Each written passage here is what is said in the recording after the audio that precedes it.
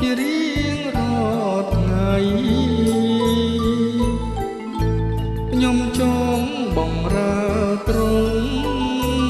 ចង់តាមព្រះអង្គជារៀងរាល់ថ្ងៃសូមទ្រង់ដកទាំងចិញ្ចោសង្ស័យ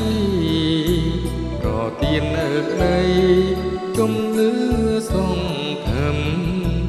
សូមទ្រង់ដកទាំងចិញ្ចោសង្ស័យប្រទាននៅក្តីជំនឿសង្ឃឹម